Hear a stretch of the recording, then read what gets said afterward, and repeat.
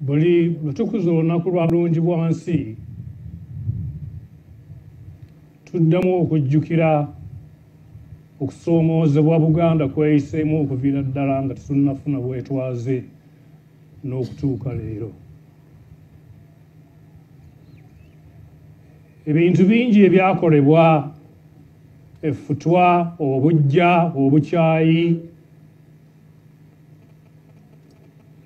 era ebimu bikyagenda mu maaso n'okutuuka kati.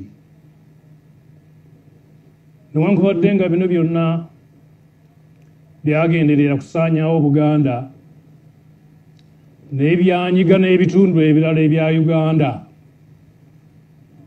ffe tulowooza nti okumalawo ebiwundu bino byonna n'okwongera okunyweza obumu bwa Buganda n'ebitundu ebirala, twetaaga obufuzi obujjudde obwenkanya.